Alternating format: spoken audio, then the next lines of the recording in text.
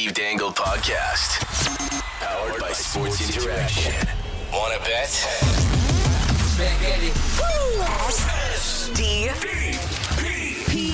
The Steve Dangle Podcast with your hosts, Steve Dangle, Adam Wilde, and Jesse Blake. Let's go! We're a game into round two, and I still haven't had time to process it. I'm not going to lie to you.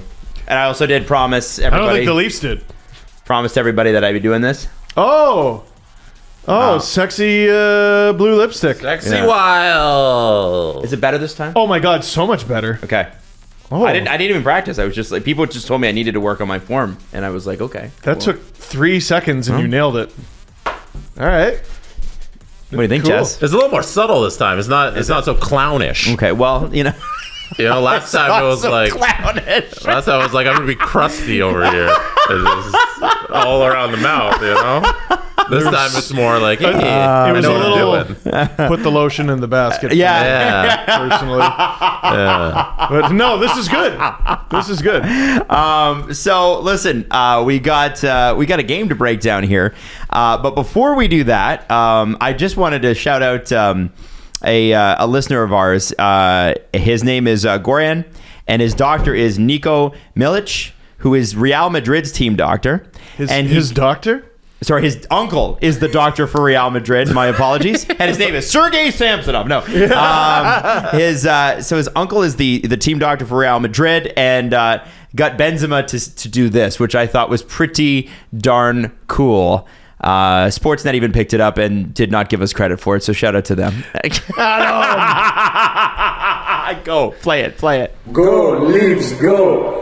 Go Leafs, go! Congratulations, guys. It's amazing. So who is this? I don't He follow won the Ballon English soccer d'Or. that- He's French national. He's so if you're a French person, you're probably pretty upset with him because he won't play for the national program. But he's one of the best players in the world. Won the Ballon d'Or. He's on Real Madrid. Yeah. Oh my yeah. gosh. He's like legitimately an international sports superstar, Yeah. and us ignorant North Americans don't Yeah. know who he Yeah. is. One thing I always realize about these soccer stars is that they're so much bigger than our North American stars. Like, you think like some NBA players are big, but you go over to Europe and these soccer stars are like triple times as popular.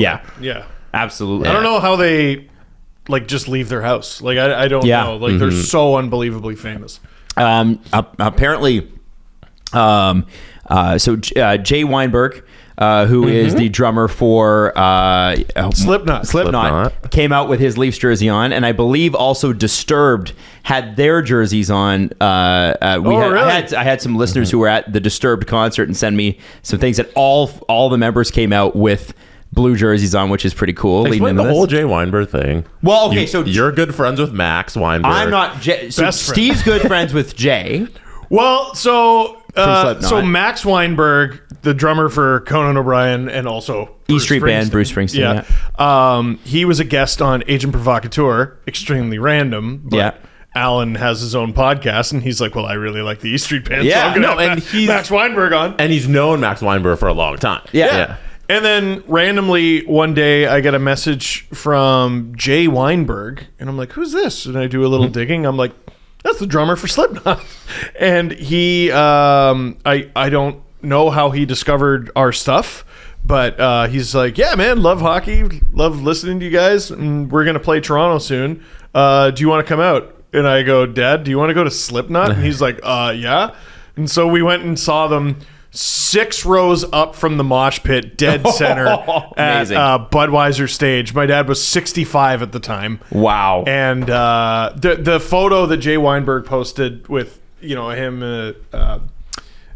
with his back to the crowd, like I'm pretty sure you can find me Oh, you're in that. in the photo. That's yeah. neat. I love that.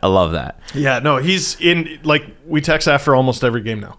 So So like, there's- he loves it. Edge too. There's some serious excitement around this game, which is cool. Right before the game too, Mitch Marner nominated for the Selke along with Nico Hischier and Patrice Bergeron. So a big shout out to Mitch, who is unquestionably the Leafs MVP this year. He's been unbelievable. We all know Bergeron's going to win this award, but for Mitch and for Nico, pretty nice honor. And I think there was a clip floating around of Connor Carrick, friend of the show, who had Mitch on his podcast during one of the waves of the pandemic in 2020. And Mitch kind of set this as a goal for himself, his fitness and his defense.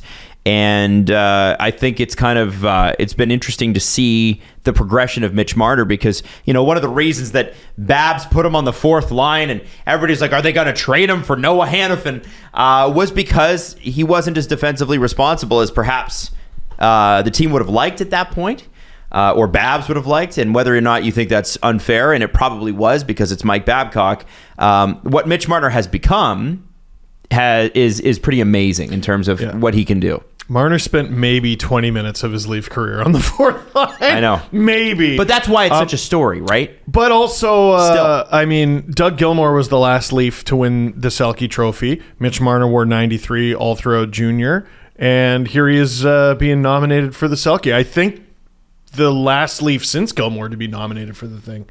I don't think anyone else has. Maybe Jay McClement. Maybe the greatest defensive center of all time, Jay McClement. Absolutely. Couldn't win any faceoffs or skate that well, but at the NHL level. But we sure played him a lot. Unfortunately, the deck is stacked against Mitch Marner. There hasn't been a winger to win the Selke since 2003. Jere Lehtinen, who was a really special player. But I mean, he does everything right. I think Matthews should be more in that conversation. He doesn't kill penalties. Marner's the most valuable penalty killer they have. He's a shorthanded threat at all times, runs their power play. Everything with regard to the Leafs seems to go through him, doesn't it? Absolutely. And he just kind of goes about it in this responsible and yet childlike, chaotic way. Yes. He's a really unique player. He's worth the money.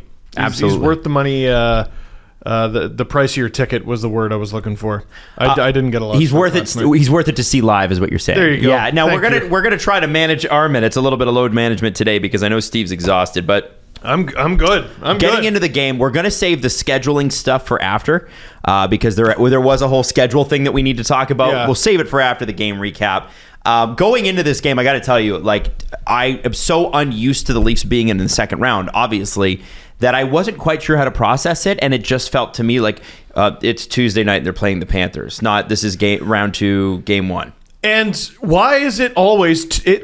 I feel like the Leafs always play the Panthers on a Tuesday or Sunday. That's true. It's the NHL instructing you, don't care about this game. Out of all the games there are to care about, you should care about these. I want you to save that for later when we address the schedule. But yes, out of all the games you should care about these ones the least. I think there was an element of the team had heightened nerves in a place they'd never been before, and also the fan base. I don't know about nerves. It's because it definitely wasn't nerves. The anxiety heading into this game was 10% of what it was heading into game 1 against Tampa. No question. An enormous weight has been lifted on this fan base. But I think a lot of people just didn't know what to do. It's almost like an emotional hangover a little bit. Didn't know how to get into it. Probably none of us were anticipating this series. Well, and probably for a lot of Leaf fans, the only Florida Panthers hockey they've watched is when the Leafs took on the Panthers. Yeah, and they weren't anything particularly special during the regular season. Right. The Bruins, you couldn't help but know some things about. Bergeron, Swan Song, Allmark went basically... Dude, their home record... I don't remember how many wins they had, but they had, I think it was 4 regulation losses, 3 in overtime at home. Wow. They had 7 losses at home all year. How the fuck did they drop that series? How on earth, right? So we were all, because the Leafs are the Leafs and they have a huge history with the Bruins, and also because they were the President's Trophy winner, no one was anticipating this series. And even me, from a prep standpoint for the streams, I know the Tampa roster like the back of my hand. I don't even have to look.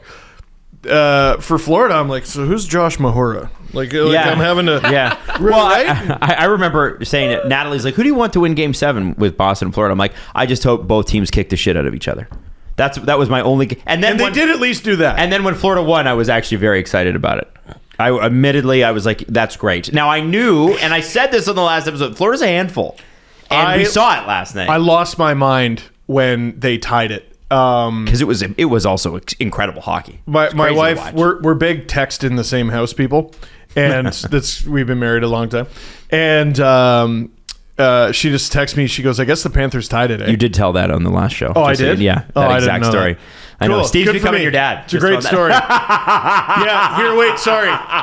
Here, can you call me? I'm gonna put it on speakerphone and then stand nowhere near the phone as we gather around it like it's a campfire. The hockey between the Lightning and the Panthers and just the style they play, it's polar opposites. Not even sort of the same. Like watching Game 1, it felt like watching a completely different sport. Like Tampa, every time they're in the neutral zone, it's kind of like a swarm. It's kind of they just get on the puck all the time. And then Florida is just this kind of open hockey where we're going to do a whole bunch of transitions and just try and break out all the time. A lot of puck flips. Tampa, it's really weird. Just Tampa watching the two risks their lives, risks life and limb to keep the puck away from you. Mm-hmm. And I think the Leafs were thrown off a little bit by the Panthers, who were like, "Take it, fucker."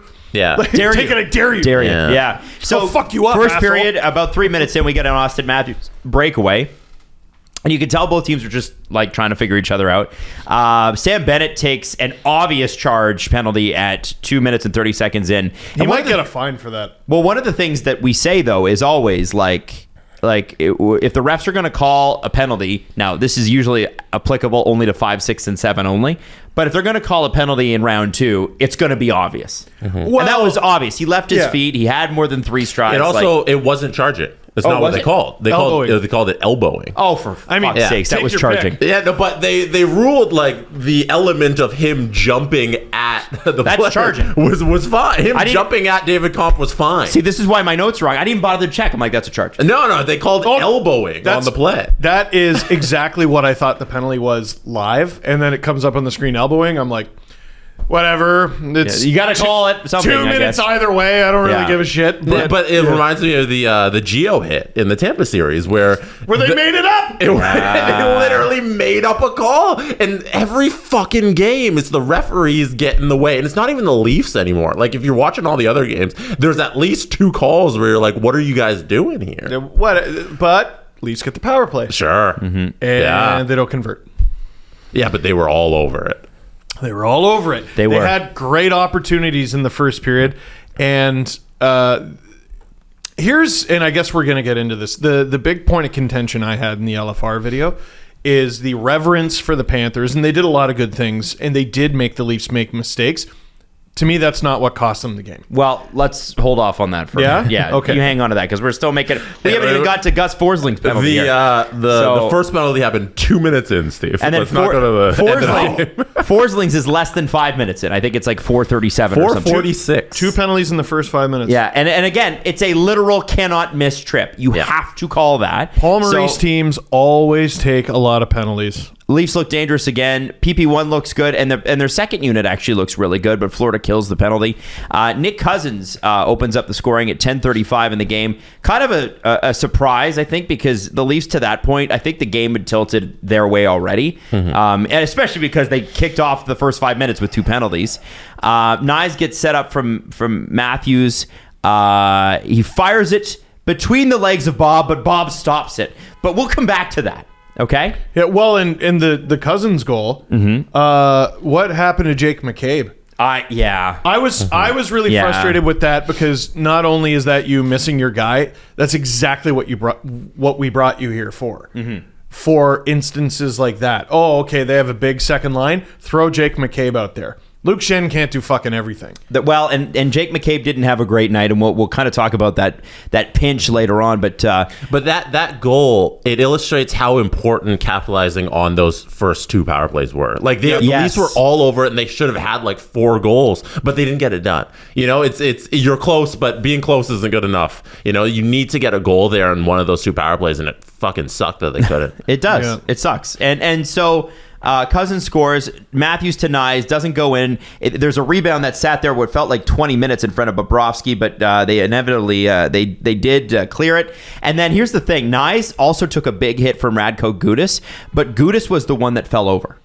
Oh, dude, like I lost count of the amount of hits in that game that would have been the biggest hit in almost any regular season game. But I just thought it was like, so Nyes has the puck, Gudas hits him, and Gudas falls. Nyes is going to be a problem, dude. He's going to be a problem. Like, until the kid plays, you have no idea what you got. Oh, fuck. Yeah. This kid's a stud. This kid's going to be really good. Yeah. Big stop by Samsonov, about 2 minutes to go. Another big save 30 seconds later. The Leafs get penalized with Florida pressuring. And so basically, they try to make a zone break. It goes off Tavares' stick. Florida basically takes the puck. Giordano gets the hooking call while Tkachuk is driving the net because he gets it again. If you're going to get it in their feet and you're going to get it in their chest and hands, you're going to get called. Gio was on the ice for the first goal, and then he took the Leafs' first penalty. Tough game. And the Leafs start the second period shorthanded. And it was interesting. I want to throw this out there. At the end of the first period, Dom Lucian tweeted this. Matthew Tkachuk spent 2 minutes and 40 seconds against the fourth line of the Leafs in that period, most of any Leafs line. Sheldon. Like Sheldon. You can't do... He got out coached. Sheldon's not been good in either first game. Yeah, like how many times are we willing to say that? Like, I think he's doing a good job getting them mentally prepared and stuff, and maybe that's the most important part, and maybe that's what they needed the most help with. That just can't happen. Like, no. And, this little rant that we're going on about Kampf's line being out there against Tkachuk, a year ago, this is what we would have wanted. Because it's David Kampf and he's our shutdown center. I thought he was our shutdown center until a shutdown center showed up in the form of Ryan O'Reilly. Yep. Yeah, one of the best in the league. Yeah, and I really like his line. I really like Bunting, O'Reilly, Achari. I just wonder if... Like, listen, you do your best to shut down Barkov and his line. I just wonder if you target the Matthew Tkachuk line a little tougher with Ryan O'Reilly, and you maybe figure out a different line. The one thing that Palmer's does so well is the Sheldon Keefe where he gets out the blender with Tkachuk. Like, Tkachuk doesn't really have a line. No, he like, just kind of when floats. he's out there with fucking Nick Cousins, like Nick Cousins played like 13 minutes, but he was on a goal with Matthew Tkachuk. Yeah, you know, second liner who's not really. Like this targeting thing, like Paul Maurice is just outplaying him, and when you're at home and you have that change advantage, how are you letting those things happen? How many minutes did Tkachuk play? I think it's 21 or 20. Under 18. Oh yeah. Wow, he was noticeable every time he was on the ice. Now the Leafs did kill the power play off the top of the second, but about I think 12 minutes in, Florida scores again, and it's Sam Bennett this time. Matthew Tkachuk played 20 minutes and 45 seconds. Yeah. Oh, maybe idiot. Maybe it's just even strength. That's his total time on ice is 20 minutes and 45 seconds. It's even strength. I got it wrong. Yeah, my bad. Okay. Because I knew I just looked at it. That's why I was like 20 or 21. Yeah. No, I had the stat in the LFR, but I think it was even strength. Ekblad shoots one. Sam Bennett is the one that scores. It is his fourth of the playoffs. The Leafs top line was out for this, and it really went off Nyes' stick. So can I do a thing about this goal? Whatever you want. Because Steve, look at this screenshot. If you get this screenshot up on the screen right now. So the puck comes in from the left side of where we're looking in the zone, and it wraps around the back of the boards. Yeah. There's 3 Leafs players here, and none of them end up with the puck. I know. They're playing really deep. What is deep. that? They won't cover the point. I don't know. It was a problem in Tampa. Nyes has to be on that a little more doggedly. So even it's after on Morgan too. Yeah. Even after he scored, no, O'Reilly didn't look good on this goal at all. But even after Nyes scored in a few seconds here, he was still, he goes on the bench and he's mad at himself for the goal he was on for. Yeah. I mean, he's been on for like what? 4 goals against his entire NHL career. Yeah. And like they all feel like the end of the world. I was a little upset at just the lack of aggressiveness from the Leafs, because Florida just came out playing a lot faster game, and instances like this that lead directly to a goal. I'm going to play it now that's off screen, and you can see what I'm talking about. So they bring up the puck. Florida brings the puck up the ice. They dump it along the boards, and you end up in this position where there's 3 Leafs and it wraps around. A Panthers player just walks into the zone and end up with the puck. So Nyes is high there. Nyes and is so the when one that's that high. puck goes around the boards, Nyes needs to be the one going down for it. here. It takes a funny hop, though. It does. But he lets right his man out. go, and he's like, "I'll let the defenseman get it." And the defenseman's going to be there for support. And what happens That's is Morgan Matthews needs to move over to Nyes' spot to support the breakout. Nyes has got to go deep. Matthews has got to go over. And that's obviously not an ideal situation, but that's what Florida put you in. So you have to react on the fly. Him allowing the Florida Panther player Byeah to get that puck and retrieve that puck, because he put him in a race with Morgan Rielly, which Rielly was not ready for. That is where that issue happens, right? Like, you can't see. Look, Morgan's like, what? Yeah, everybody was confused on that play, and what happened there was Florida was more aggressive to the puck. They were. And once Florida gets the puck, it's like they're gonna do something in the next 5 seconds. And Sam Bennett was in front for the first goal too. You didn't have to touch it. Again, he's on it like shit on Velcro, and he's really good at contact with the goalie that is not goalie interference. That's such a skill. Like, I'm not saying that to be like, oh, Sam Bennett. You need that in playoff hockey. Yeah. How the fuck were the Calgary Flames, the Darryl Sutter Calgary Flames, they couldn't find a spot for Sam Bennett? I think he's lost his touch a little bit, eh? What, Sutter? You think? Oh yeah. There's a reason he doesn't have a job. Well, I mean, I can't insult the guy too much. He's making $8 million No, bucks a year. you to can still farm, say he stinks. or $8 million over. No, but you lose Kachuk and Bennett, and I mean, there's proof of concept here that they're pretty good playoff players. Yep. What happened? Well, you have to get to the playoffs first.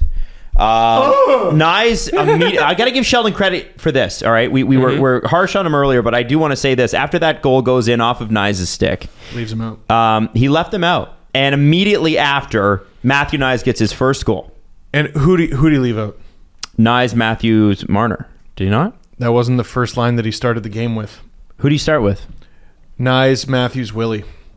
Oh, so because they reunited Marner Because and Matthews. Willie was awful. Willie, yeah. We'll talk Willie in a second. But let's celebrate Nyes. Let's do that. Nyes immediately. Steve's like, you know what? I know you're bringing up a topic, but let me fuck it. Let me That's a fucking. good point. No, it is. But Nyes. I'm just giving you shit. Incredible goal. And here's the thing. What I appreciate about Matthew Nyes there is he didn't have time and probably just didn't get too disappointed with that. You could tell he was upset, but Matthews gets in. Nyes is driving the net, and Matthews with a great setup from the boards. But that Nyes spinorama, the fact that he was able to pull that off, Send 2 Panthers flying into their own goalie. and score. Amazing. Ew. Great goal. Great goal. And Arda Okal, who works at ESPN, obviously, and has been on Game Over many, many times. He doesn't have enough jobs. He said, is that the first Arizona player to Arizona player goal in NHL history? I wonder. Oh! And I was like, that is a really interesting one. See, I think there's an asterisk on it, though. Why? Because Matthews was raised in Arizona. Where was he born? Mexico, wasn't it? California. Okay. I don't know. His mom was born in Mexico. Mom was born in Mexico. Hermosillo. Matt Nyes, according to Kyle Cushman, is the first player drafted outside of the 2021 first round to score in the Stanley Cup playoffs as well. Wow. So anybody in the second round and after, Matt Nyes is the first guy. Cool. Yeah, kind of All right. neat. Dude, All he was right. a great pick. Now, a great pick. And this is where the game started to really feel like this is going the Leafs' way because, and this is crazy, and it's not last September when I'm telling you this, or last October, Michael Bunting then drew a penalty. Right? Drew a penalty, guys. And here, not to take away from your point. Michael Bunting, come on, round of applause. No, drew a we're penalty. sticking with it. One. And people are going to be upset with us for even talking about it, but I think it's worth mentioning.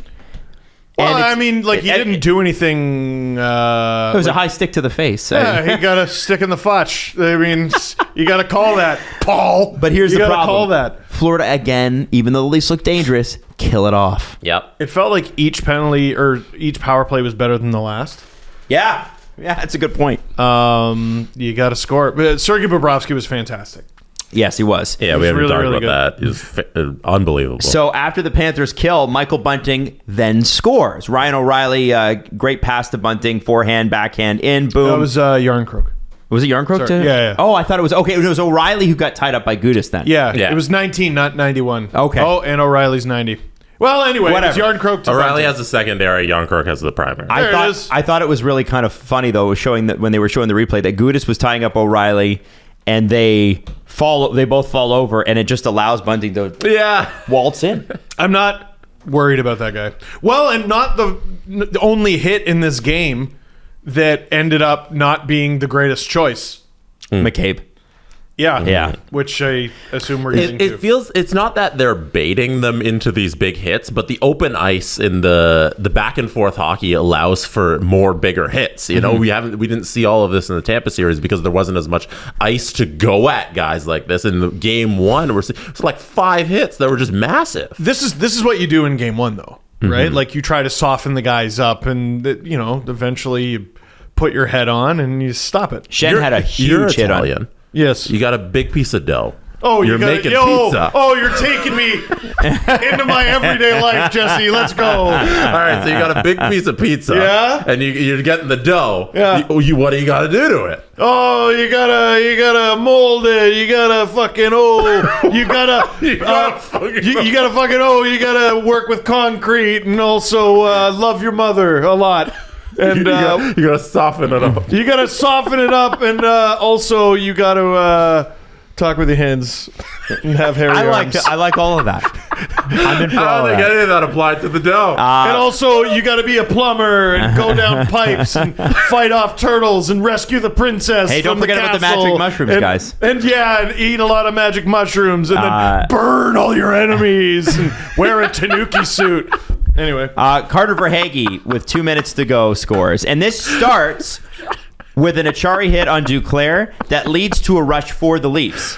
A well-timed, well-done hit, but Jake McCabe joins the rush.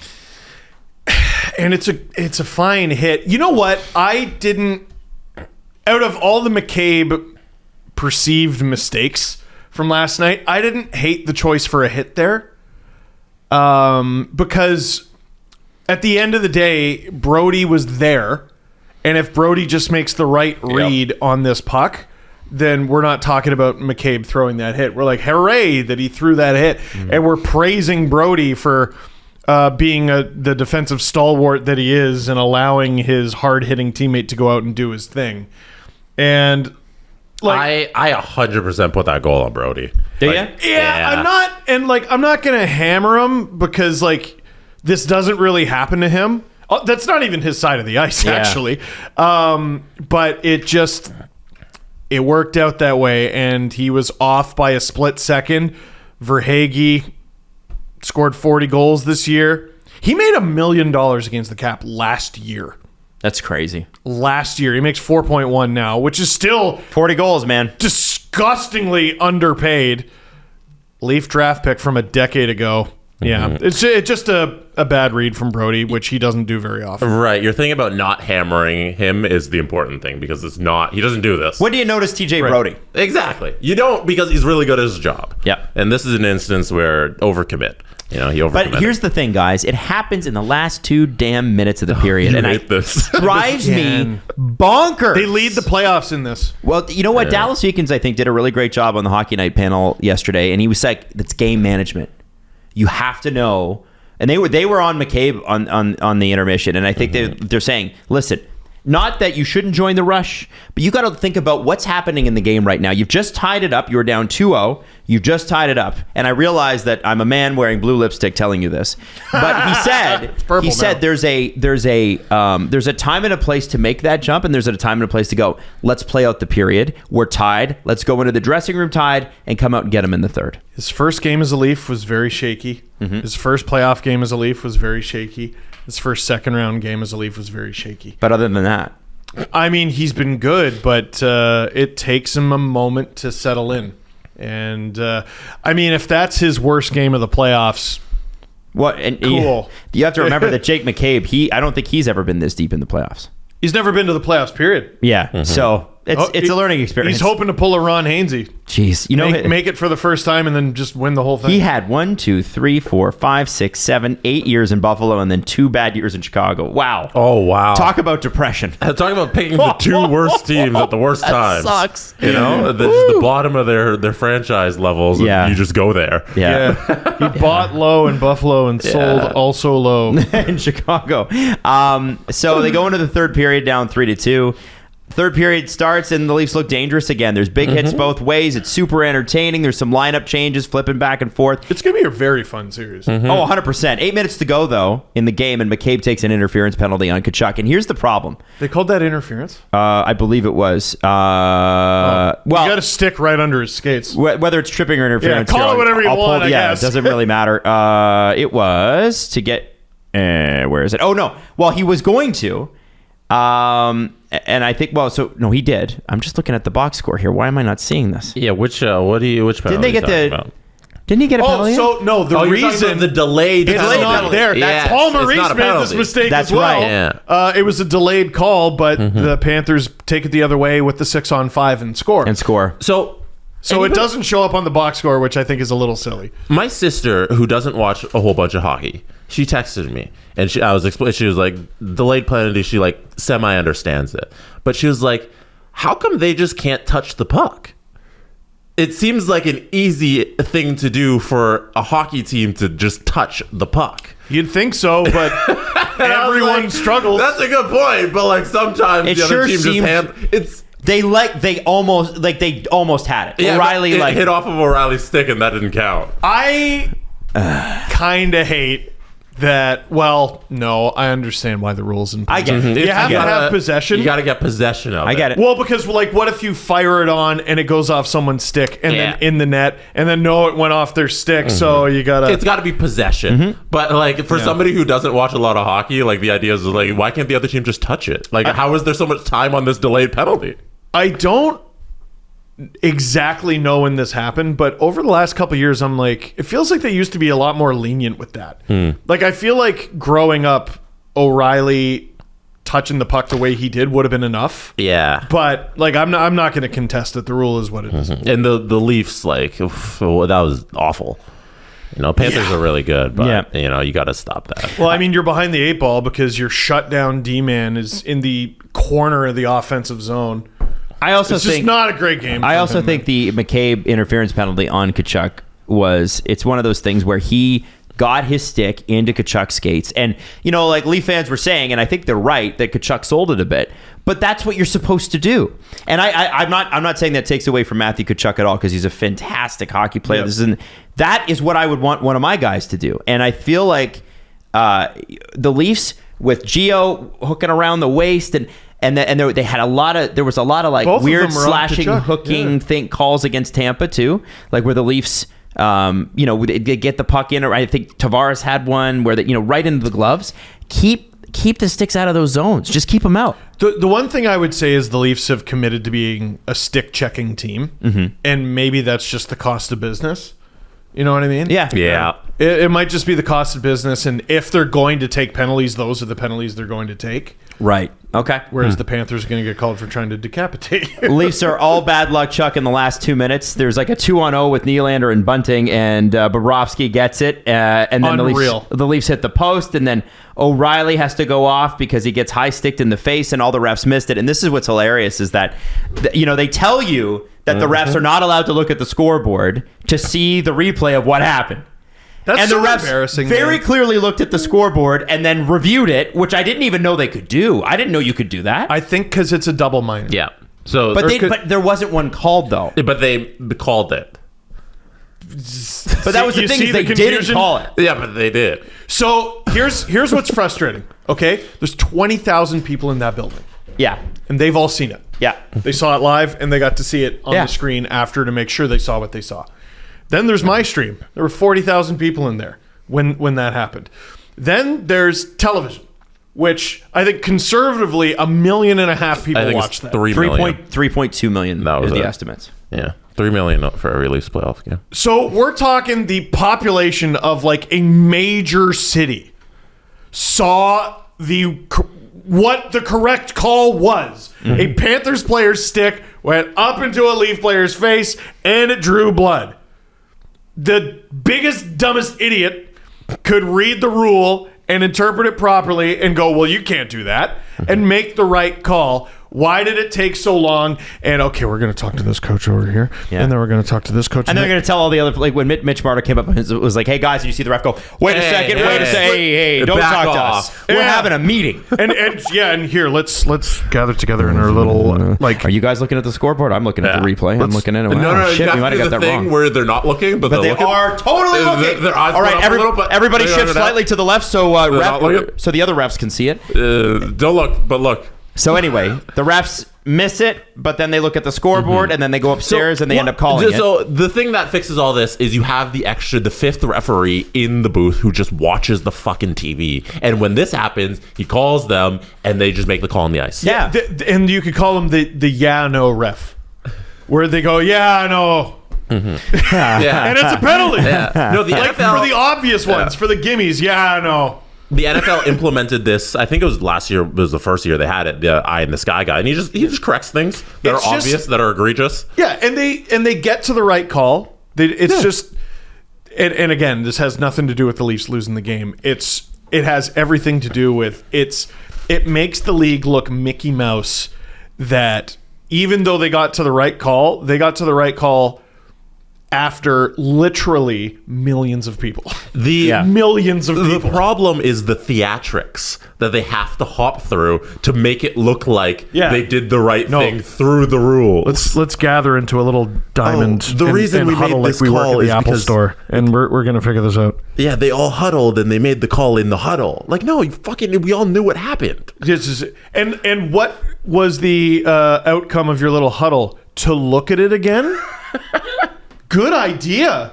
How about you do that? Good idea. I think they were probably discussing whether You or not must they have been top could. of your fucking class. Sorry, what? I think they were probably discussing whether or not they could look at it. Mm-hmm.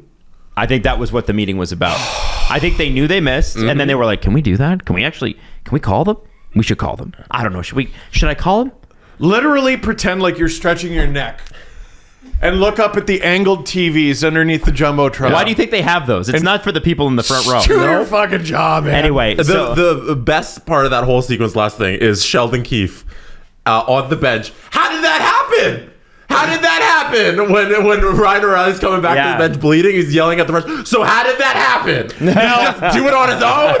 And what's very interesting about that is I think if William Nylander's cut, and I don't know why I'm making it about this, but fuck it. We've come this far. I think if Nylander's cut or like some dude on the fourth line, they're like, it happens. But it's Ryan O'Reilly. That is the hockey man's hockey man. They make Tim Hortons donuts with bits of his DNA.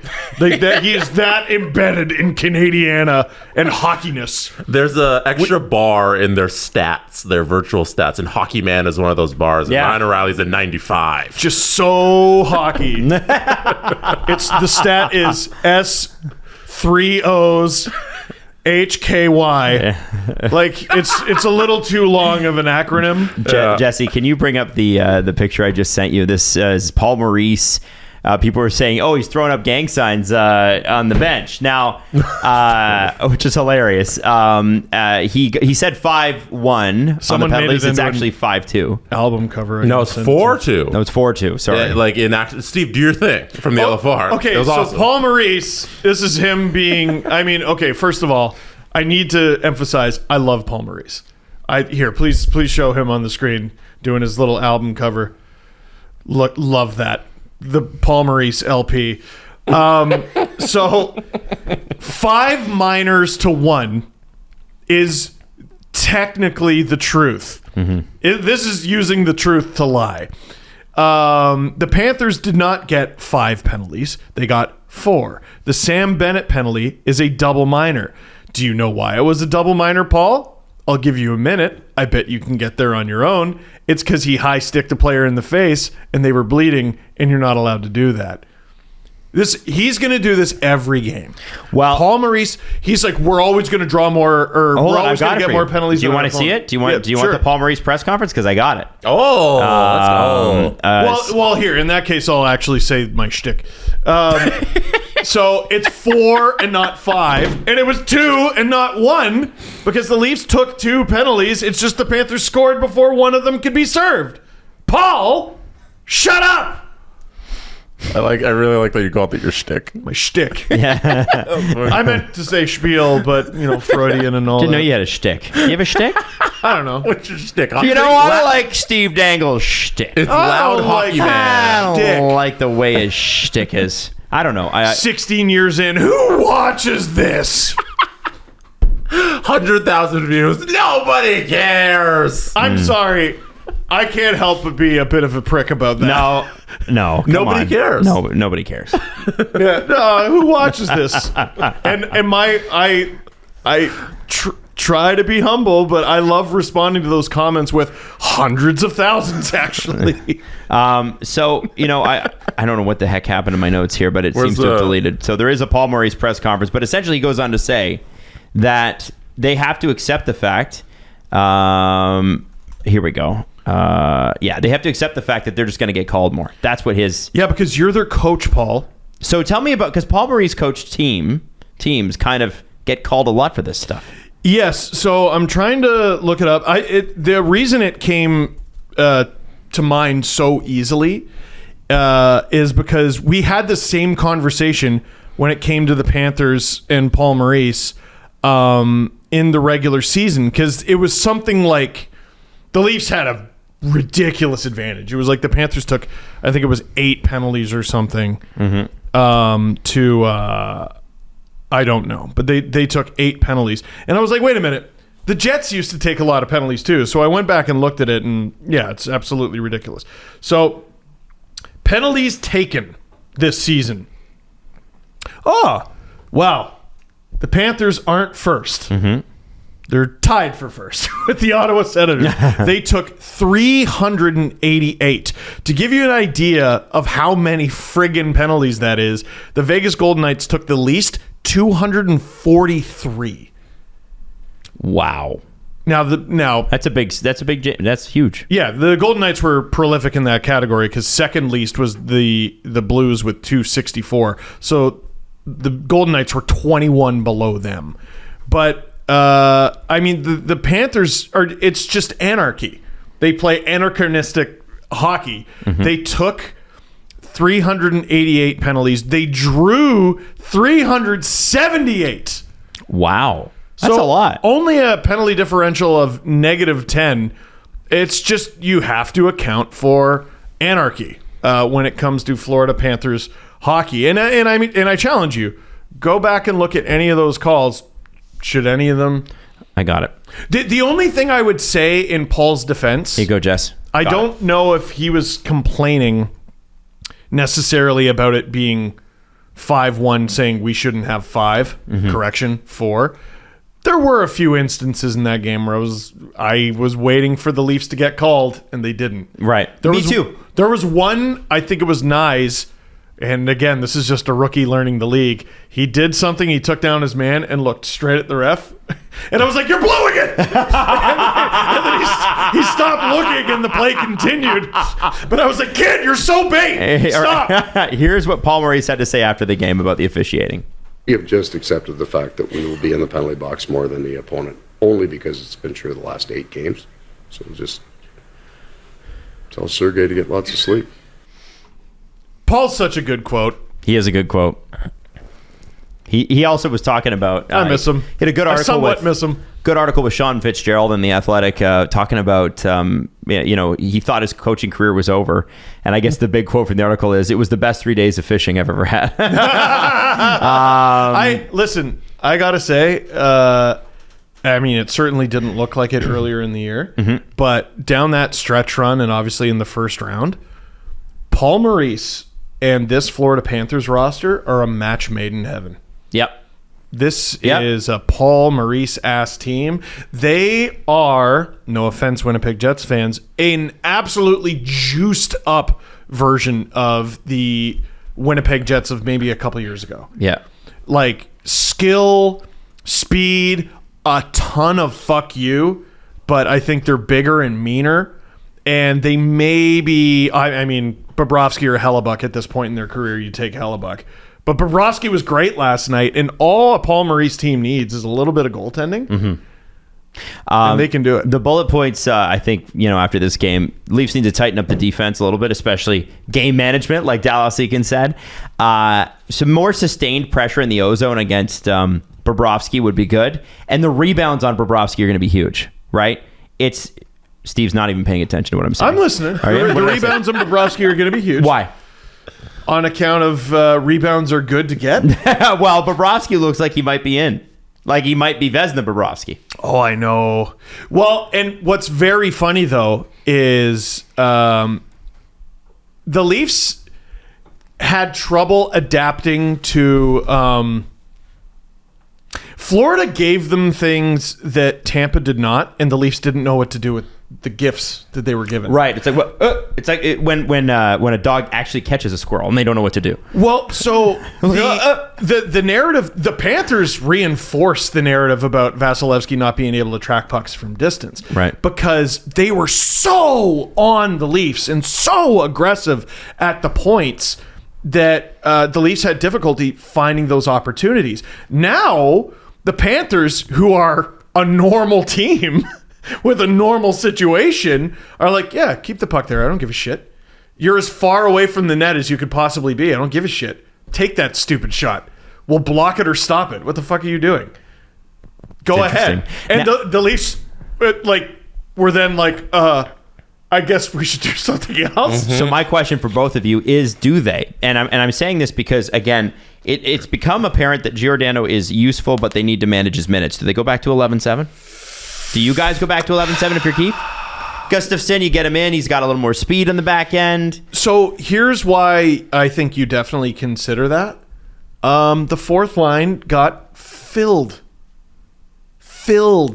by Matthew Tkachuk. Now here's the problem, though. Don't match the fourth line with Matthew Tkachuk? Well, there's that. Maybe don't intentionally do that. Especially when you have fucking home ice, But here's the problem. It's game 1. We're heading into game 2. It's a long series. One thing Matthew Tkachuk said, I mean, what a confident guy. Mm-hmm. He seems like a new man in Florida. Not that he wasn't really this in Calgary, but he feels more at home. Yeah, big time. He was talking about, and I've never heard someone speak about the Boston Bruins like this. He said in overtime of Game 7, the Bruins, in not so many words, didn't want the Sam Bennett smoke. And all I worry about is if they go 11-7 and the Leafs pull off the Game 2 win, maybe even the Game 3 win, you're beat the fuck up by the time you get to Game 4 and Game 5 and 6. And are you, though? The Panthers are happy to dump it in and just mangle you. Yeah. They're happy to do that. The Leafs met them in terms of physicality, and I just wonder if that was the right decision, or I just wonder if they should do it going forward, because that's not what they do. It's something they can do. Mm-hmm. It's something like break in case of emergency. It just, I think 11-7 is their best chance at victory in any given game. I am not sure about it being the key to the series. Does that make sense? Yeah, I'm going to tell you something, Stephen. You might not have been within an organization at a high level like I have. And when you're NHL GM, NHL GM, like on my resume, and when you're at these high levels, when you're in a playoff game, it's about winning the next game. And if the thing that makes you win the next game, the thing that's going to give you the best opportunity to win on tomorrow night is 11-7, which I think it does. I think you probably take out Zach Aston-Reese, you bring in Gustafsson, that's how you roll it. Or which forward do you have? You're kind of looking. No, I think you probably take out Aston Reese. Yeah, I think it's Aston Reese. And that's what's going to give the Leafs the best opportunity to win, the extra bodies. And seeing what Edmonton does where they can just double shift McDavid or Draisaitl, having your stars on the ice for an extra shift is so important. And having the extra big body against this team that's going to try and beat you up is so important. And, you can't load manage. And it's about winning the next game. It's not about thinking about game 6. Who cares about game? You got to get to game 6. And if you lose game 2, you might not get there. Yeah. You got to win the next one. On top of that, on podcasts after I wear the big hat, Leafs are undefeated. Hey, I was wondering. So, all right. I got the hat on right now. I think they win game 2, and I hope Keith goes to 11-7. There you go. Is that hot as hell? No, it's very comfy. Okay. All right. I also want to throw this out there. In there. I believe it. Yeah, I would need one. That hat would fit me actually perfectly, though. We wouldn't even need the little insert. Yeah. By the way, have you seen my take out the insert? Yeah. Have you seen my keys? Let me go check. Did I tell you guys? Oh, my lost dog. Oh my. Yeah, Did I tell you guys I went to I need to get a helmet for an ATV? You told the story on the podcast. I did. I got triple XL. Holy shit. Yeah, it's a big head. I do want to shout this guy out too. He's a professional Leafs hater, and he always ends up on TV because the Leafs, majority of people sitting in the stands at a Leaf game are going to have a Leafs jersey on, but this guy, whatever team they're playing, he just shows up, and of course the camera goes to him because we want to be fair and balanced with American teams on our Canadian broadcast for some reason. But these guys get on TV. I thought they were just people from Florida. No. So this guy he's from Toronto, clearly. He just hates the Leafs. He has season tickets in these seats, and every time whoever the Leafs are playing, he wears the other team's opposing jersey. Oh my God. Imagine having season seats in his section. Yeah. This is what he does. He buys season seats so he can shit on the Leafs. That's his thing. Man. That's a lot of money to take. I was about to say, how much are those seats? Dedication. Those aren't bad seats. Yeah. No, they're great. They're great. So this dude is like buying a new car every year, not to mention having the other team's jersey. Holy shit. I mean, to be honest with you, most of the last 20 years, he's been winning. You know what? Maybe so he's not made a bad bet. I was about to say maybe better money spent than anyone else in his section, I guess. But it's a lot of money just to hate. Yeah, it is a lot of money to hate. Is there a bigger hater in the city than this guy? Well, speaking of a lot of money to hate, we need to talk about the Leaf fans going to Florida. Now, I wanted to shish kebab the Florida Panthers for their... So here's what they did. I saw the group chat absolutely going off last night, and I'm like, I am working. Here's what they did. So the Florida Panthers said it's only going to be available for Florida residents. You have to have a credit card and an address within the state to buy tickets. 24 hours later, after people called them soft, and I'm not talking about the team on the ice. I'm talking about the organization. Soft move. It's soft. They said, well, it's only for 24 hours, which they did not say in the original release. Oh, but the tickets are going to sell out in an hour. Well, that's the thing, is when they released the tickets to anybody, they had not sold out. Oh. So here's the problem, though, and I'm not trying to punch down here on Sunrise, but what's going on this weekend, and this is where we're going to get to the schedule situation, is you've got the Miami Grand Prix for Formula One, and you have the Miami Heat playing at 3:30 on the Saturday afternoon. And everybody's looking just at the NBA schedule, but you do have to take into account the Formula One schedule too, because 400,000 people are expected at that Formula One event. So the idea that they're even playing the game in Florida on Saturday or Sunday, which is the Grand Prix day, is kind of... It's almost like you would expect the NHL to go is there any way not to have it in Florida that weekend? Because who would come to that game? Well, it's going to be a lot of Leaf fans. And it's because Floridians have bought tickets to other things as well, right? And those things were planned well in advance. If you act like the last option, I promise you will be.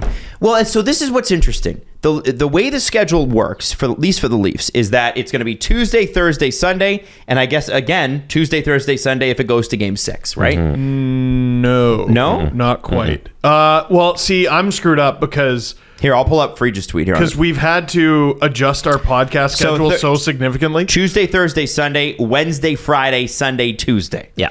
So that's a lot. So we're going to go from Thursday to Sunday, and then we're going to go Sunday to Wednesday. That's going to murder the momentum of this series. And the reason that the NHL did this was to accommodate Formula One, but also to accommodate the NBA. How about you accommodate the National Hockey League? Well, and this is the interesting thing, because it also affected Oilers fans who were expecting to go to Vegas. Yes. And they were expecting the game to be on Friday. Everybody bought their tickets. Everybody bought their flights. And then after that, the NHL just randomly changed it. There's such a last option. Bagged Milk was so fucking pissed. It's and a last option league. But that's the thing, is like, when you act like a loser, you will remain a loser. You could have 2 second-round Leaf games on a Saturday, and you don't. You stink. Well, and so pick a different thing. The NHL is looking at this like no matter what day we have it on, the Canadians are going to watch. Edmontonians and Torontonians are going to watch. They take Canadians for granted. Yes. They take advantage of Canadians. That's what you're doing all the time. So here's what they would say. They would say genuinely resent Canadians. What they would say is it's less of a revenue opportunity because that revenue with Sportsnet's already locked in. We already know we're making that money. Our growth opportunity is in America. So we need to make it easier for Americans to watch. That's what they're saying. Yeah? Why don't you appeal to the people who care the most about this? Well, here's where I'm at. And someone reached out and they made a well-intentioned point, which is they're trying to grow the game in Florida. And I was like, you know what? That is a good point. And then I thought about it and I'm like, no, the game in Florida is fine. In Tampa, it's great. Great arena, great ownership, great team, great fan base, buildings full. Sunrise, Canada, but hot. The arena's nowhere near where anyone is, and people don't go to the games. And it's got nothing to do with the health of hockey in Florida. Tampa's fine. So arena placement's one thing. Also, what if the Panthers given their fans to truly cheer about in 30 years? Nothing. Dick. Like, since 1996, when they went to the Stanley Cup final, have they won a playoffs? Oh, yeah, they won a playoff series last year, which I think was the first. Yeah, they won the President's Trophy. I think that was the first one since 1996. Whereas the Leafs have such a passionate fan base because we've enjoyed so much success since then. But I think that's what it comes down to is if you're moving these games to grow the game in South Florida, which is where Sunrise is, you had 30 years to build the game in Sunrise, Florida. It's been there since 1993. And it does make the NHL look rinky-dink. Alan and I recorded a podcast yesterday, and he's got a plan for how do you fix NHL refereeing and some really great ideas. I didn't even know, like, how do you become an NHL referee? Is there like a school that they have to go to? Like, I know they got to work their way up, but do they put them through any sort of training program? No, which is wild. But Alan said, listen, the NHL pats itself on the back. We're a $6 billion business. That's crazy. And they're right. But he said what they don't talk about is how it could be a $10 billion business. And it could have been this whole time. And it's unfortunate. If you book tickets to Florida or you're an Edmontonian and you're going to Vegas and you got screwed by this, I'm so sorry. Like, this is what happens. And this is what we're always kind of ranting about. People are like, we're tired of you talking about it. I want this sport is so unbelievable. We're going to talk about Snoop Dogg in a second with it because he had a great quote on First Take about it. This is such a spectacular sport. You know it. We know it. That's why we're here. Let Canadians do what Canadians do best and bankroll this shit heap. Well, that and the fact that if it's a great product, strangely enough, in America, they'll watch it. Make it a great product. Yeah. And make it a great product all year round, not just for the 2 weeks, 3 weeks, 4 weeks that a team in Florida is in the playoffs or 2 months, wherever the Panthers go. I'm not trying to take shots at the Panthers. Yeah. And I think the Panthers team and their fans have always deserved better than this. They finally have stable ownership. Mm-hmm. And I don't know. It's an odd thing. Yeah. It's a very, very weird. The Edmonton Vegas game being moved from the Friday to the Saturday is such a Mickey Mouse move because of the amount of things that go into living in the West Coast. Adam, you know this. When you live in Alberta, the trip down to Vegas is like it's $200. You do that in a day. Yeah. Well, like, you take the plane, but it's like an hour 45. It's nothing. Yeah. No, it's right there. Just a quick plane ride is so cheap. There's so many people who have families and flight books and hotels. It's fucking Vegas. Like, of course they're going down for those fly kids. For $45. And in what a 4-day span, you'd move move it? Well, that's ridiculous. And also the start times. The start times don't make sense because... Can we run through those? Yeah, a lot of the games that... Okay, so... can I ask a question before you go through the start times? So the Leafs-Panthers Game 3 in Florida, I believe, was not announced, whereas the Game 3 start time for Edmonton-Vegas was announced, and they changed it. Yeah. Yes. You can't. Yeah. You can't. You just can't do that. So here are the I should be able to Edmonton take you to Vegas. small claims court. What the fuck are you doing? Here are the Edmonton Vegas start times. Yep. 9:30 p.m. Eastern Standard on Wednesday, 7 p.m. on Saturday. No. What is that? They play from on Wednesday, today, and then they don't play till when? Saturday. That makes sense. That's games 1 and 2. No travel. Let's wait till Saturday to play it. And they're so concerned about wrapping up the season by June 19th. Has to be Holy wrapped by crap. June 19th. So then they play Hockey Night in Canada, but they play it at 4 o'clock local time, 7 o'clock Eastern Standard Time on Saturday. And then it's an 8:30 start in Edmonton on Monday. And that's an Eastern Standard, so that's a 5:30 start. And then a 10 o'clock next Wednesday, which is a 7 o'clock start in Edmonton. Playoff game on a Monday starting at 5:30 local. Actually, I might have had that wrong. Maybe it's only 2 hours, but even so. No, it's 2 hours. Like, is the It'd be game being 6:30. played in a 6:30. restaurant? The fuck? I don't know. Like, I think the frustration you're hearing is, like, this is our lives, right? Like, love we've this. sort of hitched Yeah. our wagon to this. We take so seriously the world's most unserious league. Mm-hmm. You're This late. is a catastrophe. If you need 10 p.m. starts, hey, there's a team that actually plays on the West Coast and not in the Central Time Zone that's in the playoffs. They're called Seattle. They exist. I know they're an expansion franchise, but did you realize that they should be playing the late games? I feel like Dallas fans were upset about all the start times Dallas too. has to play at 9:30 throughout the entire series when Dallas is in the 2-hour time zone. In the 2 hours Central- away from Central us. time. In the Central Time Zone. Yeah. Instead, they're not the West Coast. They're not 3 hours difference from us.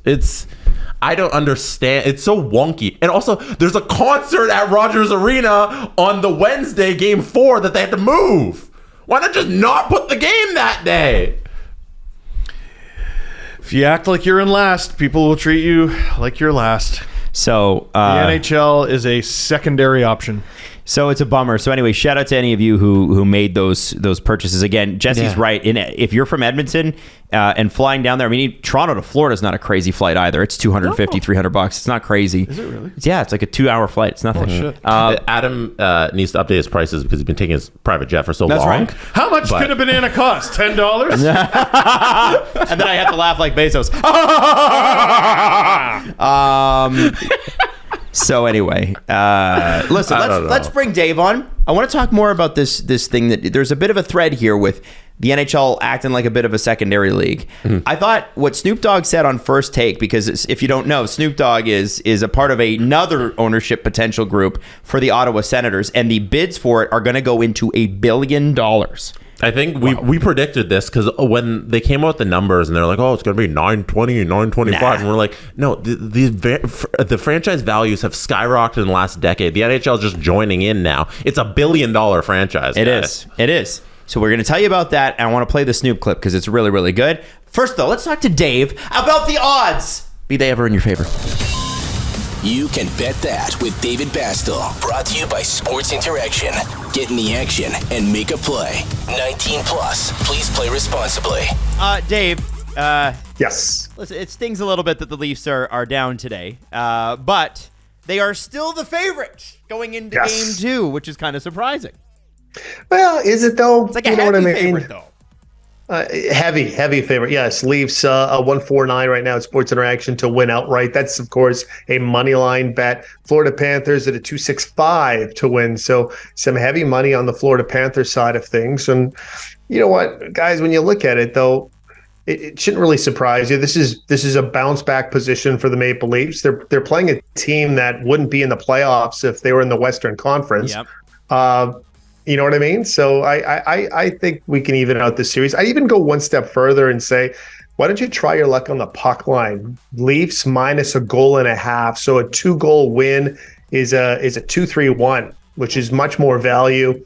something I'd consider, because you're looking at, if they're up by a goal or two, empty net makes it 2 or 3, and there's your win rate there, right? One thing I always love to do is after Willie has a bad game, which he had a bad 40 minutes and then a good 20 minutes. He did. Sure. You bet on Willie to get a goal the next game because his head's in it. He knows he can't have another bad performance. So I like William Nylander to at least maybe get a point, but I'm looking to at get a point, to score a goal would even be more money, right, Jess? Absolutely. I want to do a little shout out to Erin too, who she messaged me. She got the series correct on the Bruins Florida Panthers. She picked the Panthers to win 4-2. Nice little payout on a $2 Steve bet, 21-28. Wow. That's impressive. Really? Who's going to pick Panthers to win that series? But she got it. A surprising amount of people did, I think, just because funsies. Just Yeah, you know what? I think we're hearing it because it happened, but the other 90% who had the Bruins were like, we're like, logically, no. I knew this. Now, Dave, one thing that I love is you've got this crazy McDavid Draisaitl versus the rest of the Oilers prop. Tell us what it is.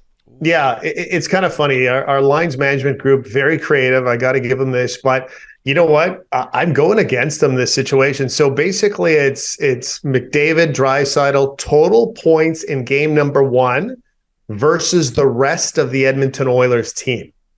So you could pick those 2 players combined points or rest of the team.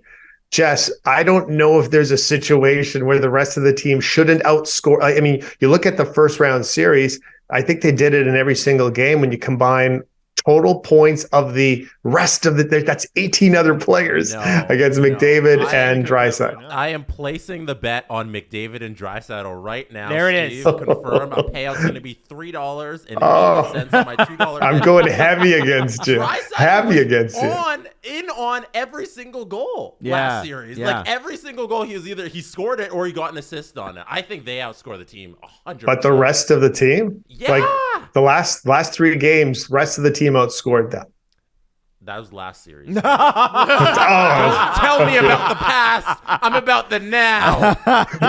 He's like trying to. well, they're gonna have to. They're gonna have to. I already placed my bet. Dave, if you were Yes. if you were a betting man, Which I am. when we sit here on Friday, what is the series going to be between the Leafs and Panthers? You're betting man. tied at 1.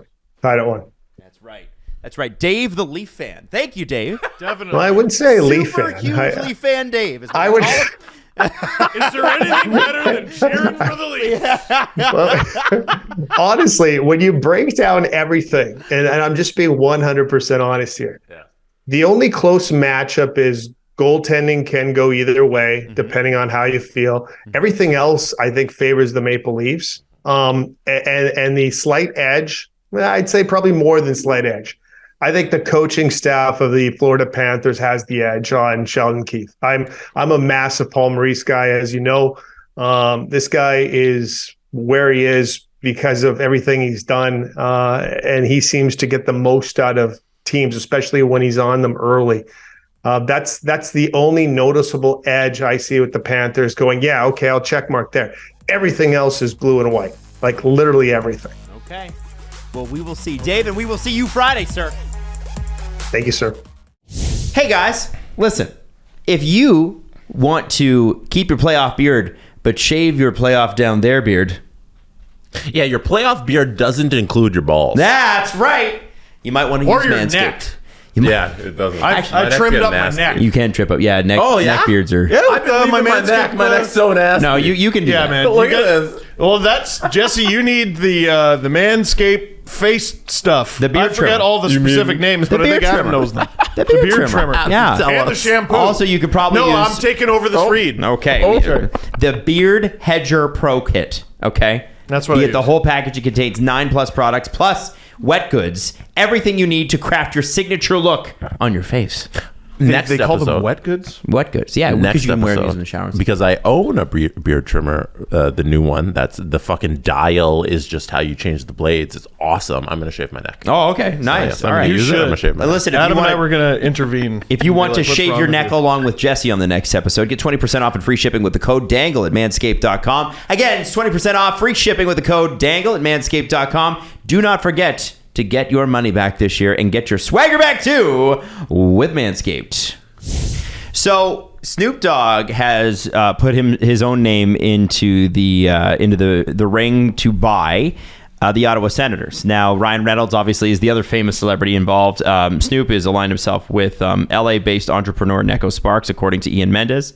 And sources with knowledge of the Sparks bid, who are not authorized to speak publicly on the matter, confirmed that the iconic hip-hop artist has joined forces with Sparks for an aggressive pursuit of the Ottawa franchise. He's, quote, passionately involved, coming up with ideas, legitimately excited. He wants this team. Multiple sources stated the Sparks Group is not intimidated by the notion of a final sales price eclipsing $1 billion, although it's unclear how much of a financial stake Snoop has in the group. A source confirmed that Snoop is a part of the consortium of owners, as Sparks sets the ambition of leading the most diverse ownership group the NHL has ever seen. And that's the key part, right? The consortium includes more than a dozen investors, with the majority of the ownership group comprised of people of color. Now, Snoop was on First Take. This clip has gone viral, and he talked about, and I guess we can't play it because I'm not sure if we can play it. I know it's news. I'm going to go with no. So essentially, what he said was, he wants, first off, he's been involved and watched hockey and been a part of the video game and whatever for 25 years. That's true. And he said that he's starting to see a few more people that look like him playing the game. He said the problem is that it's youth in communities like the one he came from are not actually ever shown that they could potentially play this. They're never exposed to the game. It's never a factor. And so what he said he would do is, along with purchasing this team, is he wants to start in the States a Snoop Dogg sort of youth hockey program. And the idea would be to get kids into hockey outside of, obviously, outside of just, like the NHL just does not reach out to those communities. No. And that's what he's saying. And, our last segment, we were, heavily ragging on some of the stuff that the NHL does that keeps the sport last. Mm-hmm. This grows the game. Mm-hmm. Yeah. This is great. Yeah. I can get behind this. Yeah. Yeah. As much as like Ryan Reynolds would be cool to own be an owner of the Ottawa Senators, this group with Neko Sparks and Snoop Dogg, it just seems like it brings such a different element to hockey. It's so untraditional for them to, if they won this bid, it'd be something different. And I think if there's an opportunity for hockey to go in a different direction that's more diverse and have different voices be at the literal ownership table of this game, it'd be great to see. Mm-hmm. Yep, absolutely. He's Neko Sparks, by the way, is a tech entrepreneur, and it's interesting what they say in the article about it, because they said Snoop is passionate about making this game affordable for visible minorities and kids in low-income areas who haven't been able to play hockey in the past. He wants it to be community-oriented, and that means reaching out to people in the Ottawa area of diverse backgrounds and beyond. So it's sort of fascinating to see this all occur. And I wonder, listen, to me, whether Snoop or Ryan win this bid, one of them will be involved in another bid in the future. Because if you're looking at this as an owner of an NHL team, you're probably going, okay, well, the Ottawa Senators, man, Eugene bought them for like $100 million or whatever it was. It was like nothing. And saved them from bankruptcy and held on to them, and now it's worth $1 billion. So if the Senators, who have trouble getting corporate sponsorships, have some trouble attracting free agents, I think that's I think that was more due to the chaos under Eugene Melnyk than anything else. I just don't see that lasting. I don't think that's going to be a problem for them. I think that both of them will be actively involved in the NHL as owners in the future. I don't know which way the Senators bid is going to go. But boy, there's something about this Sparks Snoop Dogg consortium that sounds really enticing and exactly what the game needs. Yeah, dude, rich people like making money, and sports teams are a great way to make money, just purely from a valuation standpoint. Maybe you lose money year to year, but for some reason the value keeps going up. Someone smarter than me, I'm sure, can explain that, but I have difficulty with it. Ryan Reynolds bought a soccer team in Wales. Do you think he was a huge fan of Wrexham? No. Exactly, right? He saw an opportunity, And by the way, they got promoted, they are right? promoted. So it went well. And what a great, I don't want to be insulting to that fan base and say trial run, but what a great first foray into this to see if he can do it. It's a good resume. Yeah, the Sparks group, the I forget Reynolds' group's name. Remington? Yeah, Is that it? yeah, Yep. I think you're right. They're here to make money, man. They're here to make money. So they'll pay $1 billion for the Ottawa Senators. They'll put a building in the ground, and quarter century from now, they sell it for $5 billion, and away they go. I think it's great, and I think it's a testament. And I think Ottawa fans should feel pretty excited about their future. You know, this is a group of fans that had to buy billboards begging their owner to sell. Imagine a decade ago, huge groups of rich and famous people clamoring to buy the Ottawa Senators. Right? Yeah. It's the landscape has changed big time. Yep. And Yep. people want their big expensive toy. I have a question. You're not allowed to When ask it. I'm kidding. Is Steve Dangle joining one of these groups as the face? When Steve Dangle is in Deadpool or sells multiple platinum records. And? I heard Steve Dangle had a book once, though. Yeah. Sold that. How many copies has it almost sold? 25,000. Almost. Almost. What is platinum? Because you reached platinum for a Canadian book, right? A bestseller in Canada is like 5,000. You're 5 times platinum. Yeah. Yeah. That's how it works. So This is your gin and juice moment. Laid back with my mind on my literature and my literature on my mind. That's and then right. into my hands and Yeah. onto the computer. I'm and just then waiting for they print it. Friedman or CJ to tweet out. Steve Dangle has joined the Ballage group. I think Ballage. the Ballage. Jesse, sounds real to me. Yeah, you know? the Dangel. The Dangele group. Yeah, because we're trying to appeal to that French audience in Ottawa that has been neglected for so long. That's going to be my tagline. Yeah, I think you're overestimating how much niche YouTubers make. No. One of the points of contention with Ryan Reynolds is that he didn't want to put up any of the money because he thought his fame and his stature was enough. It's value. As value to these franchises. And that was when all the groups were like, okay, which one wants to go with Ryan? He was like, no, I'm not really putting much into this. But then he sold Mint Mobile. I don't think that had anything to do with the deal. Oh, no? No. I thought, oh, look, here's all this money, and now I put it into the bid. Yeah, he's probably putting up some, but it was like, hey, they wanted him to contribute more. No, he's not and putting up any money. Yeah, so I think Remington agreed like he didn't have to for them, and that's what he His went celebrity with. value is it does have a price tag on it. Oh yeah. Of course. So I don't blame him for that. Influencing campaign for purchasing the Senators. And Steve Dangle's celebrity value has a lot to it as well. There you go. So I don't think my celebrity value could get me 1% of the Oshawa Generals. Boo, But if Rocco yes, it Tullio could. wants to talk, we can talk. that's funny. I have $25 right here for you, Rocco.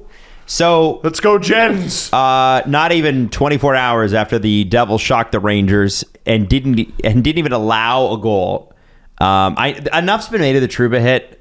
Like, do we want to get into the Trouba hit? Do we care? You know what? Like, I care, but it's like, is this story dead? I feel like the story's dead. I thought it was actually one of the healthiest, most civil debates after a hit like that I've ever seen. Okay. Because, not everyone agreed that it was within the rules. The majority of people seem to agree. When Scouting the Refs posted, here's what the rule is, most people seem to agree, yeah. Looks like a rule to me. That hit falls under the rules. It was clean, given the description of the rule. We don't have to get into the whole thing. But the debate was, earnestly, should it be? Should this sort of hit be allowed? And, I mean, the fact Timo Meier got up, forget the concussion, his neck. Yep. It was his neck. It was so gruesome. I love a big hit. There were some fantastic hits in Game 1 of Leafs Panthers. Jacob Trouba takes a lot of shit from people, and almost every time he follows the letter of the law when he lays a big hit. But I think it was a healthy debate that, that hit is part of our game now. Should it be? Yeah. The majority of people I saw weren't willing to fight for it. Mm-hmm. Like, they weren't willing to fight to keep that hit in the game. And I kind of thought it was a productive conversation. Yeah, it's not going to be the last time we see a hit like that because it is in the rule book. And Jacob Trouba must have like that definition of a hit stapled to the back of his eyelids because he is an expert at administering unnecessarily violent hits that are, to the letter of the law, legal. Mm-hmm. Jacob Trouba does this. This is his thing. And like in a situation where I believe at the time it was 2-0. I don't think it was the third goal yet. It was a winnable game. Yeah, it was still relatively winnable. Game 7. Based on how they were playing, it wasn't winnable at all for the Rangers. But he was trying to spark this team. He was trying to get something going, and that's how he does it with his body, by trying to lay that big hit on Meier. And should it be out of the game? I think so. I think inflicting that kind of pain on another individual just for the sake of the hockey game probably isn't worth it at this point because of all the medical stuff we know just as people now. But Trouba, he's going to do it again because this is what he does. And until the rules change, it's something that's just going to happen. And really, who could blame him? Yeah, because this is his game. He's going to take advantage of it because he knows that's legal. You can't penalize me for this. I sort of take a different path to like get to where you are, because what we have is, okay, it's legal because people argue, what is Jacob Trouba supposed to do? The path I take is, do we want this hit in the game? No. Okay. So we take it out of the game. Now we answer the question, what is Jacob Trouba supposed to do in that scenario? I think we start from get rid of that hit and figure out what he's supposed to do in that instance after. Unpopular opinion, I do think Timo Meier wears it a bit. Mm-hmm. I saw some people say, his head doesn't move. Yeah, it does. Mm-hmm. It unfortunately plummets into the hit. Head down. Again, I'm not certain what Jacob Trouba is supposed to do, but I think we start from take the hit out of the game and we figure out what you're supposed to do after. Yeah, because the thing about when you change the rules on professional athletes who are the 0.1% of people in the world who can do this thing is they have the ability to adjust because they are very good at this thing. Trouba will still be able to throw bone-crushing hits. Oh, yeah. They will adjust. So I think that's the right way to go. Like, I think you nailed it. You move that and then you allow the players on the ice to work out their new game. I did get a kick, unfortunately, out of... There was one Devils fan in particular who was like, there's no way this hit should be in the game, and that was illegal, and blah, blah, blah. Their avatar was Scott Stevens. Mm-hmm. Guys... Do you know what your franchise is built on? It's built on Martin Brodeur and the giant hits that Scott Stevens laid. And Ken Danico. Thank you, Adam. I thought it followed the letter of the law. You can't take that out of the game. Where else can you follow the letter of the law but still win? In the New Jersey State Lottery, remember, anything can happen in Jersey. Just like a first-round victory over our rivals, the New York Rangers. We went ahead so many times. I tell you, it was one of the thrills of my career, Adam. There you go. All right. Anything else? Yeah, actually. Yeah. So we talked about the hit. Within 24 hours of that elimination, it's already rumored that Joel Quenville could get approval to coach the New York Rangers, and that's who the New York Rangers want. Mm-hmm. What's interesting is Gerard Gallant is the ultimate 2-year coach here. There's only been one time in his entire career where he's coached more than 2 years. He's at a certain place. At what point is it going to be harder for him to get his next job? Yeah. I think Gerard Gallant is a career assistant after this. Maybe. It's like time's up. Like the way he's coached this past season and just with the amount of line changes that he made, it looks like the players just weren't... whatever he does to try and motivate the players, it runs its course, Yeah. and it happened in New York, and he got out coached by Lindy Ruff to like tenfold. The Devils did a fantastic job, and it's time to go. Imagine the Devils fired Lindy. 2 games in, I fire know. Lindy. Thank God the fans apologized. Booed at the home opener. Thank God. Yeah. They might win the cup. It's unreal. They honestly might. So this is us skirting around the topic Adam brought up. Yeah. And this is I've had difficulty putting it into words, and I think I found it. Hockey as a community has to figure out what we're going to do with Joel Quenville here, because he obviously got fired, or no, sorry, he resigned from the Panthers. Mm-hmm. Resigned, sort of. Told to resign after he got to coach a game. So We all remember that, right? he leaves the Panthers in disgrace after the findings of the Jenner and Block report come out with the Chicago Blackhawks Kyle Beach saga. And so he steps away from the game for a while. This coach's resume easily gets him into the Hockey Hall of Fame. And he's not old enough that he's done. How old is he, Jesse? You got his page up right there. He was born in 1958, which makes him 64 years old. Oh, okay. So, I mean, he could retire if he wanted to. I don't think he does.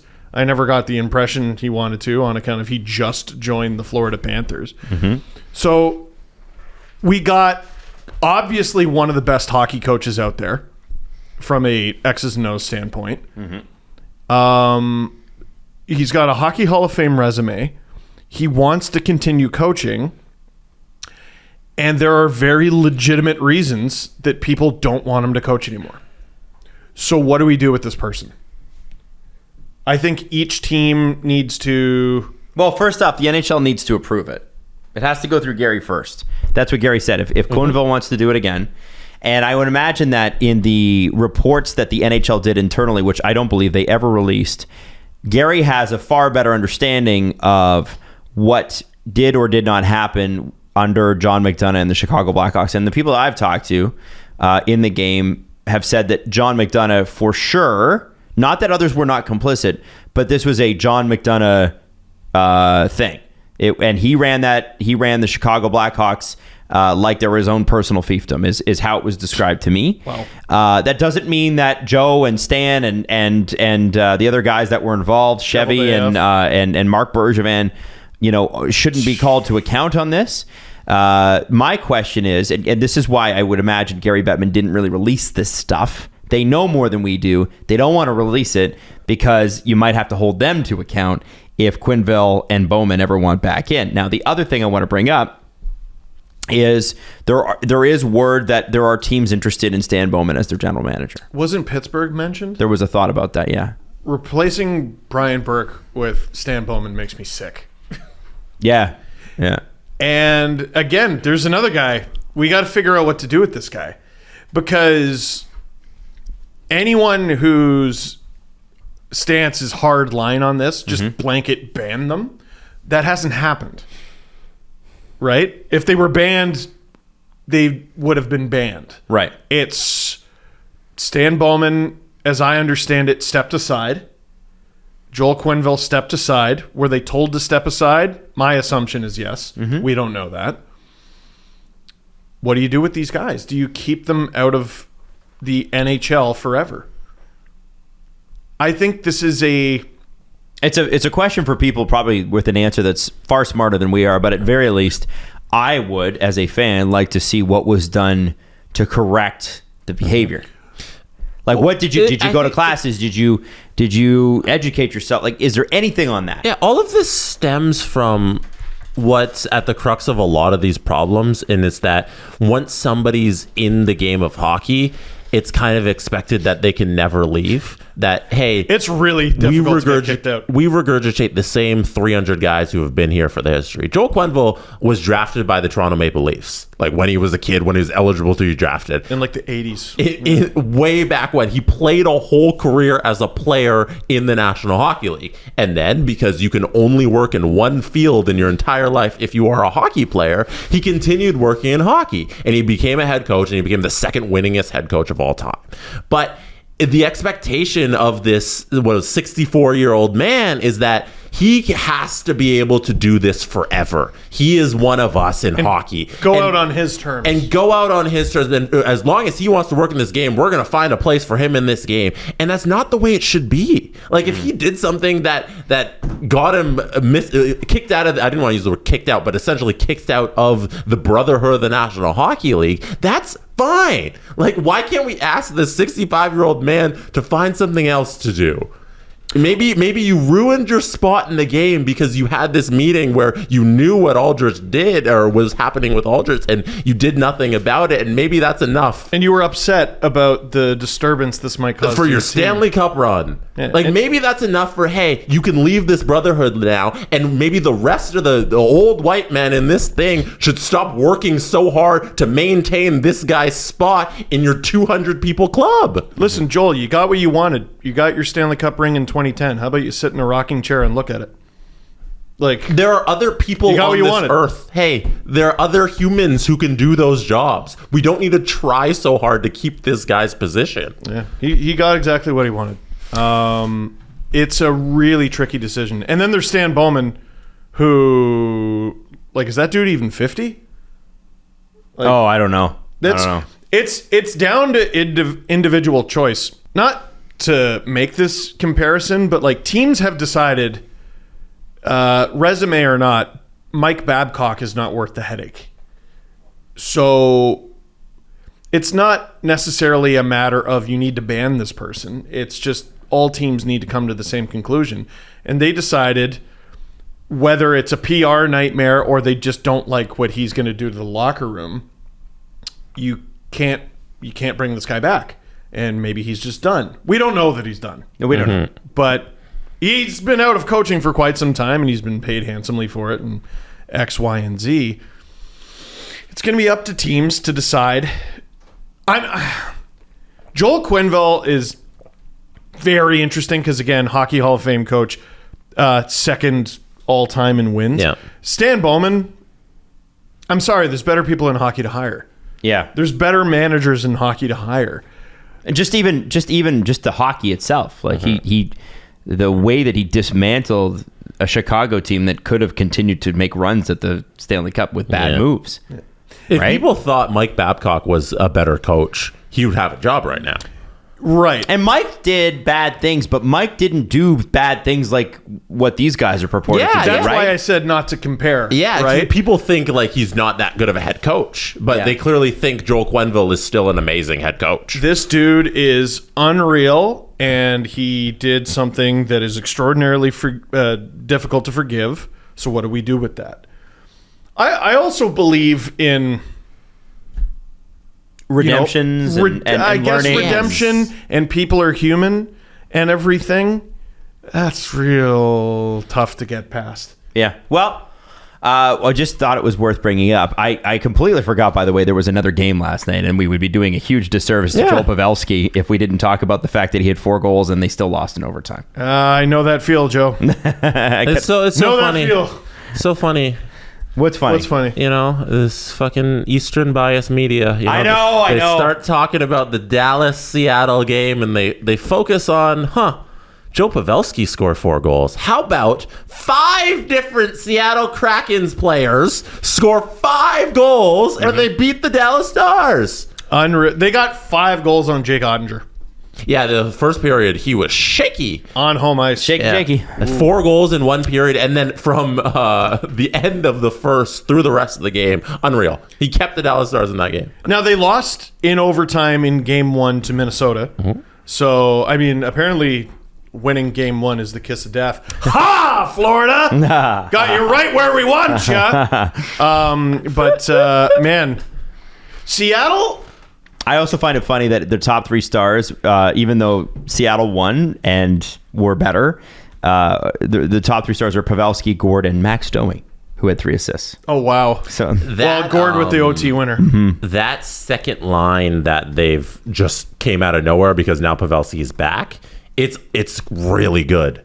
Really good, Yeah. and they still lost. Seattle is... just going to be a blind spot for me these whole playoffs. Because, like, okay, you know how low I was on the Devils. And then I saw what they did to the Rangers, and I'm like, holy shit, these guys are made of different stuff. I was totally wrong about them. I could see them going all the way. My brain won't let me think the same things about the Seattle Kraken. And I'm not trying to take anything away from them. It's just, you asked me to pick a favorite. Why would I not pick the reigning Stanley Cup champions? Yeah. And then we go to the next round. Why would I not pick one of the teams? I think Dallas is top 5 team in the league, at least when it comes to the playoffs. Mm-hmm. And then if Seattle wins this series, I can't take them above Vegas or Edmonton. No. Would you take them above the Leafs or Panthers? Is an interesting conversation, but by the time we have that conversation, they're in the Cup final. Mm-hmm. The Devils, the Hurricanes. You got 8 teams left right now. If you are doing your power rankings every Friday on sdpn.ca, the Steve Dangle power rankings of NHL teams, is Seattle 8th place in the power rankings? Yes. And here they are, up 1-0, 3 games shy of the conference final. Unreal. It's crazy. Trouba wasn't even like great. Like, No, I 4 goals. I didn't think his game was exceptional at all. They just found a way to win. And Dallas, like, obviously we're not rooting out Dallas. It's literally one game. You know, we're not ruling out Dallas here. It's been one game. If we know anything from the last series, it's teams can come back from 2-0. Teams can come back from 3-1. But Seattle looked really good. Seattle had 11 takeaways to Dallas's 4. They also out-hit the Stars 47-19. That's a team soften you up in the first. Are you okay, by the way? I know you're confident, Storm. No, I fought off allergies for so long. Oh, and now they're coming for you? Yeah, they hit me the last couple days. Yeah. I had a coughing fit in the middle of the game last night. Oh, did you? Oh, that's fine. I kept muting my mic, and I reached my hand up, and I realized I don't have that here. One thing that I didn't know until the game last night, or I think it was a stat on the game or something in post game. Do you know who led the league what team led the league on even strength goals this regular season? Is it Seattle? The Seattle Kraken. Wow. They were ahead of the likes of the Boston Bruins and the New Jersey Devils, who I believe are 3, and then Florida was 4. Glad they fired all those analytics nerds. At 5-on-5, the Seattle Kraken are the best goal-scoring team in the National Hockey League. I had no idea. It came out of nowhere. And who knows what they can do in this series. It's great to get the first one, but we'll see how it goes. Jake Onger might stand on his head for the next 3 games or 4 games. So Ron Francis, Alex Mandrycky, Dave Haxtell. Mm-hmm. Yeah, hockey owes a lot of people in Seattle an apology. No kidding. No kidding. It's pretty wild. I want to throw this out there too. Darryl Sutter was officially let go between our last show and this one. We did a show. Oh, we did do that. Oh, okay, we did. Yeah. Sorry. We did say that, but there was some stuff that came out afterwards, and I thought this was worth kind of jumping into very quickly. That's right. Yeah, I don't think we got any. So his extension, by the way, I told you this. It kicks in next season, $4 million per year for 2 years. That's Don Maloney said farmer. It's funny that it took this, but after talking to Sutter and then talking to the players in their exit interviews, that's how they came to the decision. And people were like, well, we could have just kept Treliving if you'd just done the right thing, the obvious thing before. But I think they want to move forward with a new sort of look. What was interesting was so Eric Francis had a very interesting article at sportsnet.ca. Here's some of the quotes from it. Are you ready? Well, here, before you get to those quotes, why do I actually sort of like Darryl Sutter now? I don't know. He's taking $8 million of Murray Edwards money. Okay. Okay. All right. Whoa! All right. The players simply hated going to the rink, where Sutter liked it being tense, heavy, and unpredictable. Why is that such a theme? Heavy and unpredictable. Mm-hmm. Why? I don't understand why you need that. That was his style. Remember the Jacob Pelletier clip too, where he was like, "What's his number? Never heard of him." That was the kiss of death. Yeah. If you look at their season, they never recovered from that quote. Here's what Eric Francis said: "The kid deserved better, as did the organization, and it was so furious at Sutter's conduct that a stern talking to was followed up by President John Bean's attendance at Sutter's next media availability.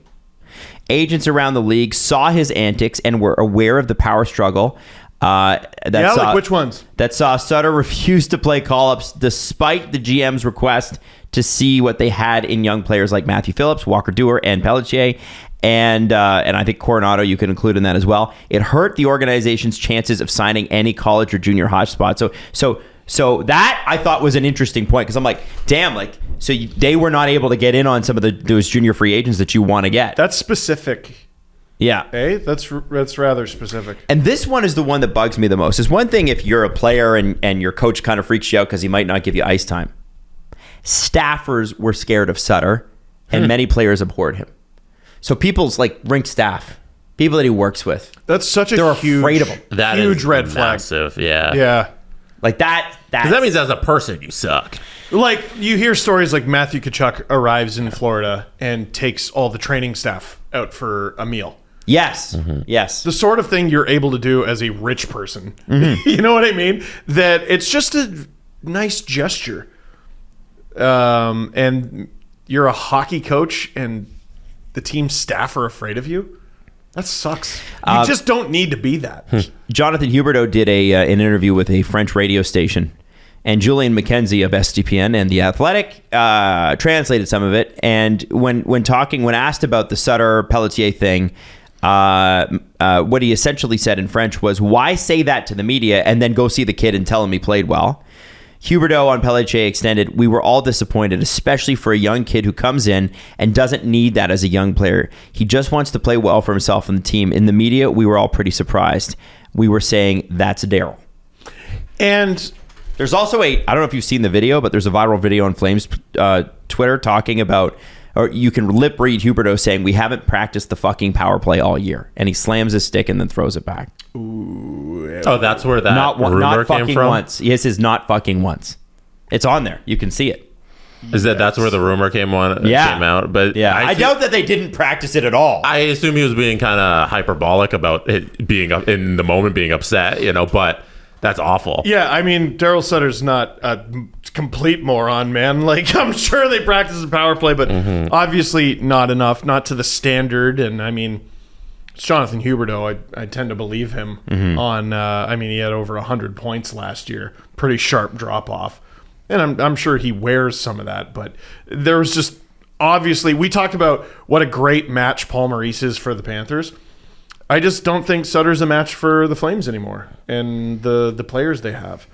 Like Torts when he was in Vancouver. Not a match. He wasn't a match. And then you find other teams where it's a match made in heaven. I think Torts and the Flyers organization are a match made in heaven. The roster? Hell no. Columbus. That was a great match. That was a great match. That was a wonderful match for John Tortorella. And he had a good time there by all accounts. He loves taking a team and getting a team that maybe has less talent than yours and getting them to overachieve. Jesse, what do you got? You look like you have something. Do you have something? Am I wrong? Yeah, I think you're wrong. I am wrong. Big idiot. Hey, idiot. I thought Jesse was about to What jump do you into think I something. had? I did want to throw this out there too. I got a hankering for spankering. Whoa! I got that. He's a Is that what you Wow. wanted? Is that what you're asking for, Adam? No, you want hankering to bring for a your blue spankering? lips over here?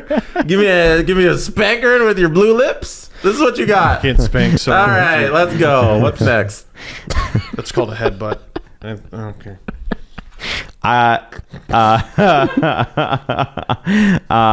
Oh my God. How many topics are left? Just this one. Okay, good. And then I got something for the press conference. Okay. One Okay. thing. I just want to let you know that there is an article circulating in Calgary. I won't tell you who wrote it or what publication you can find it at. What? Sutter pushed out by snowflake hockey players. Give me a break. Okay, well, let's not do that. Bro. Can you just for a second? There's one guy that liked Darryl Sutter, and it was that person. And I just think it's hilarious. Don't you? Come on. That's a little funny. The Sun is so good. Oops, I spoiled it. The Sun is so good at writing what I call Byeah articles. Explain it. I know exactly where you're going with this. Go. Where Byeah spelled Byeah. Yeah. Yeah, where they write a headline like the Flames are a bunch of snowflakes, and then exactly the people who read the Calgary Sun go,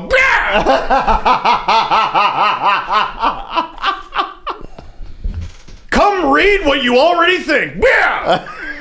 Like, Finally, someone agrees with me. yeah, you know what? I had a disagreement with my 14-year-old son, and I'm going to conflate it with this article about the Flames. He's a snowflake. They're snowflakes. All the youngins are snowflakes. Just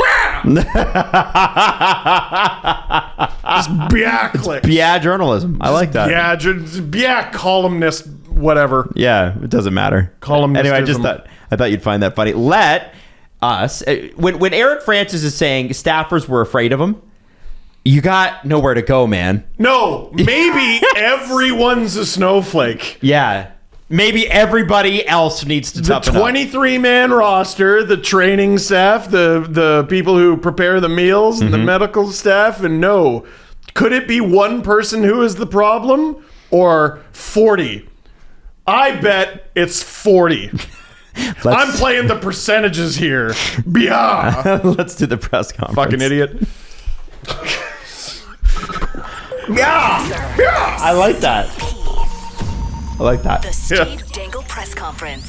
So something happened on our Discord that I thought was really cool, and if you'll just give me a moment, I'm gonna get it ready for us here. So, all right. So let me just pull up the actual question. Hold on. Let me explain what's happening before you cheat and look at the screen. Well, luckily, I have no idea what that says. All right, yeah, because you have no glasses on, so you can't read. I see a bunch of bars. This is from The Companion 188 on our Discord server. If you are not a member of our Discord, go to sdpn.ca. There's a link there. Okay. Click that and join us on Discord. She says, on a podcast episode at the end of the regular season, Steve was talking about the number of times that Jacob Markstrom ended up in his Dang It's videos because of his tendency to not, tend the goal. I was curious to see how he compared to the rest of the goalies in the regular season, and, well, the numbers really speak for themselves. Please note, this is just the goalies that ended up in Dang It. Okay. I just don't have the time or attention span to look through every game. Yeah, how could you? These are the number of times that goalies appeared in Dang It's videos. It was very difficult to miss any of these because we had the hashtag and people tweeted them at myself and producer Nick constantly. So, Steve, if you want to look at the chart here that the Companion put together, these are the number of times a goalie appeared in Dang It's. It's pretty cool. Holy shit. The work, you going through all of the Dang It's and compiling this is incredible. Thank you. This is great work. So, like a dozen goalies end up in there once. Kemper twice. Aiden Hill twice, really? Tristan Jarry twice is shocking to me. Cam Talbot twice. Vasilevsky 3 times, so I wasn't wrong on that. Carter Hart had a bit of a tough year. Scott Wedgwood was in there a surprising amount of times, considering how much he played. Freddie Anderson is shocking at playing the puck these days. And Adam's number one. That doesn't shock me. No, Adam's like, He's not. He's a worthless human being. That's not what I said. My name is Adam, and that is that's my not brand. what I said. fucking hate this guy. Fuck him. I just was like, we gotta be honest about how bad he was in the playoffs for the Leafs. That's what I'm saying. I get it. So 3 guys tied for second place with 3 appearances in Dang It's, and Jacob Markstrom first with 7. 7. How many of those were 1-goal games that the Flames could have won? And forget making the playoffs. They wouldn't have even been the last seed. The Kraken are in the second round right now. Mm-hmm. They won their first game. They could have overtaken the Kraken with all that shit. Yep. If all of those are 1-goal games. I don't know if they were. Yeah. And I'd be curious how many of those 7 happened on one of the first 3 shots of the game. 4 guys tied for second. You said 3. Oh, yeah, you're right. Yeah. Boy, okay, I need to up my prescription. Yeah, you're right. Now, did any of the Leafs guys end up in there? I'm positive Shalgren is up there. You see him there? Shalgren, really? At the top. Oh, I vaguely remember that. I swear Matt Murray had one, too. It doesn't look to be on the list. Mrazek once? That's impossible. That's absolutely impossible.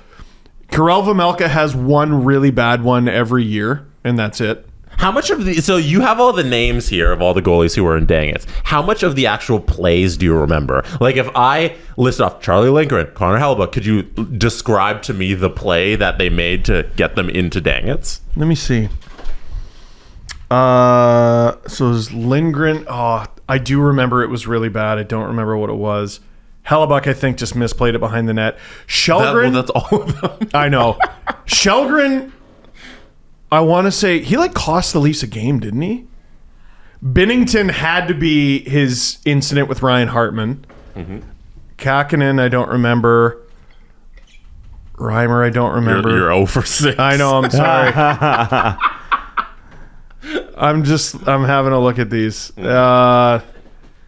Stuart Skinner, I think, would have been the broken stick. Or no, we haven't shot that yet. We're shooting that tomorrow. Steve, the answer to my question is no. No, I don't remember them. You couldn't name the incidences. All right, that's okay. That would have been a lot.